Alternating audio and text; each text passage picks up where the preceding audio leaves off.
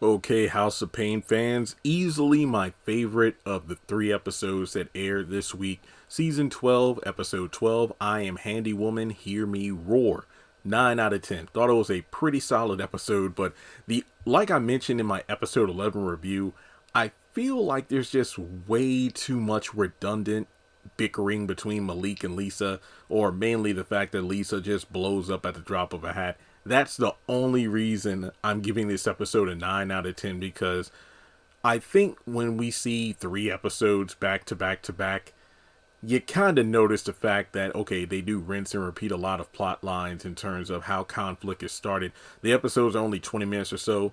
Episode 13, which I'll get to in a separate video, that wasn't even 18 minutes long. Holy crap. But in any case, yeah, I Am Handy Woman, Hear Me Roar. The B plot is basically Ella not really, adjusting kindly to the fact that, okay, Curtis yet again is being inconsiderate. It's been about 2 weeks since she bought some light fixtures, and he's just blown off, her request to put them up. And like any other TV husband, I'll get to it eventually. I'm eating a salad. I will admit, in the sneak peek we got for the episode, I did do a video where I theorized that, I bet the salad was Calvin's, and Curtis was the one that had 2 sandwiches, and he gave them both over the Calvin instead to kind of fool Ella. But no, they both had 1 sandwich each, but he threw the sandwich over on Calvin's plate and then grabbed the salad. That was pretty funny. But from there, Ella decides to look at a do-it-yourself video online. I think Bob was like the handyman who was showing her what to do. And at the end of the episode, it turns out that, yeah, she fixed the light fixtures herself. And then kind of a comedic fashion, my prediction of the episode was, maybe Curtis will decide to be more considerate to Ella's request by not blowing off, things that he is asked to do, because she starts doing everything herself, and it seems like he's not needed. But no, she's dressed up, in a flannel and suspenders and whatnot. I'm fixing the sink right now, and Curtis notices a leak in the ceiling, and then she goes to fix that too. So, hey, it was a bit of a comedic ending there, but it was pretty cool. But from there, the main plot line being an argument between Malik and Lisa trickles down to CJ and Janine.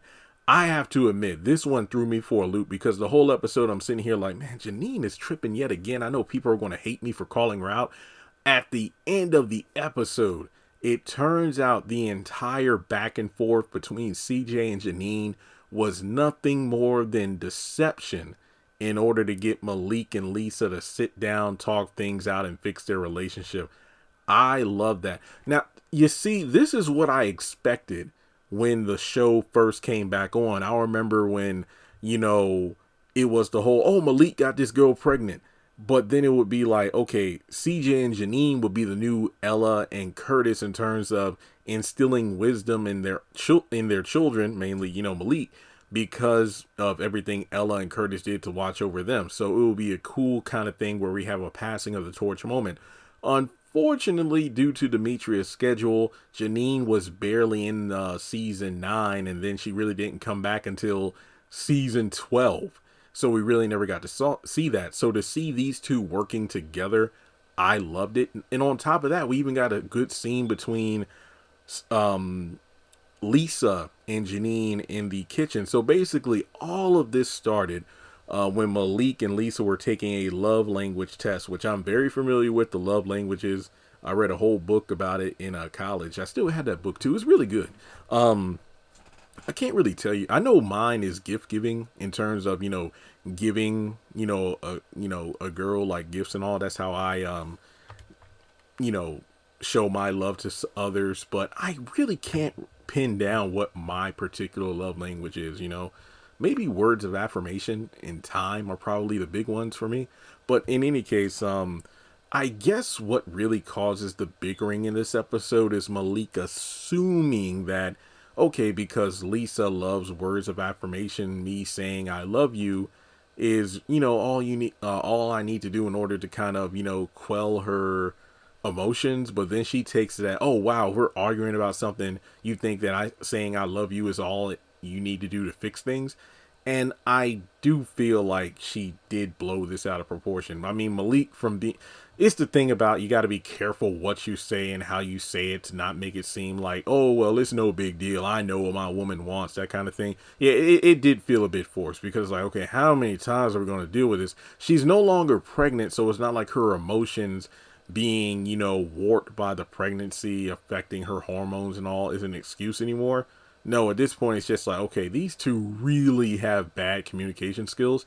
So, in any case, as the episode goes on, yet again, we have Malik going to his parents to try to figure things out because in episode 11, he gave Lisa flowers and apologized. This time around, he wants to borrow one of their cars to apologize.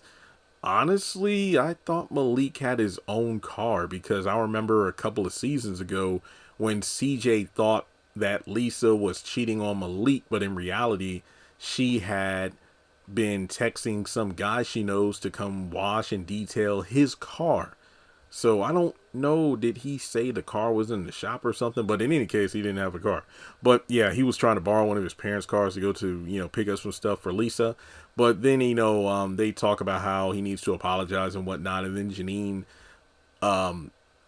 oh, wait, so you're saying that women just overreact and, we have men apologize just to keep the peace? Oh, no, that's not what I meant, baby. I'm sorry. And then, behind Janine's back, he was like, you see what I mean? And from there, Malik goes on his way. So then as the episode goes on, we see CJ and Janine bickering because, CJ is vouching for Malik, saying that it's like, hey, he does all these things to show Lisa that he loves her, and yet she always just flying off the handle about every little thing. And then you got Janine kind of siding with her because, CJ was like, these young girls, it's like, it's not just women in general. And that's the thing. I feel like when it comes to the women in the show and sometimes in real life, they take statements that, a man makes about, like, let's say one particular woman, but then they hear it and then they think that he means all women, and then that causes friction. That kind of happened a few months ago when I was talking with a friend of mine who I used to work with. And she took what I said out of context, and we don't talk anymore because she literally just went off on me and I hit the block button, and that was pretty much it. But in any case, they start going back and forth, and then they aren't talking. So later in the episode, we got CJ and Malik, and it turns out that Malik and Lisa actually patched things up. So it's pretty cool to see, even though later on we find out Janine and CJ were pretending to be fighting. It's like, oh, wow, well, you see, we saw you two bickering and, we decided to sit down, talk, and fix things. And then from there, we're good. So now we need to make sure you're good. So I really did like the fact that it was kind of a reverse psychology situation in a way where you would see Lisa and Malik kind of realize, wow, we're really arguing over nothing. Here's what we can do in order to do better. But to be honest, it almost always feels like Malik is the one that apologizes and Malik is the one saying he needs to do better. But in reality, I feel like it's a communication thing that they both need to work on. Malik being so, I guess you could say, just assuming too much. What's the saying, oh, don't presume too much. Versus Lisa, who just flies off at the, drop of a hat. Instead of talking things out, she kind of pulls a Fatima and just runs off. And, that leads to a bunch of other conflict. But yeah, CJ and Janine were in top form. Now, talking about Janine and Lisa, I love their scene when they're in the kitchen drinking some juice and whatnot. And, it's funny because you have Lisa vouching for CJ. It's like, I noticed, like, how Mr. Payne does this, that, and the third for you. And, I can see where Malik gets it from. And then from there, you have Malik kind of vouching for, the way his mom looks at him. Like, hey, I know you two love each other too much to just deal with a pointless argument. But CJ makes a good point. It's like, even though it might seem redundant to you, I mean, it's not just a generational thing. Arguments are arguments. And I just love the way that by the end of the episode, CJ and Janine really show that they're skilled. They are damn good at what they do as parents. So Malik and Lisa go for a walk. CJ and Janine go upstairs for some fun time because, okay, those two are going on a walk. The twins are asleep. Other people are like, where's Jasmine? She's probably on campus right now. So they got the house to themselves. So they go upstairs to have some fun. And yet again, just showing that Demetria and Alan just still have that on-screen chemistry, and it shows. So overall, pretty solid episode. Out of the three, I highly recommend I Am Handy Woman Hear Me Roar. Let me know your thoughts in the comment section below, and I'll talk to you all in the next one.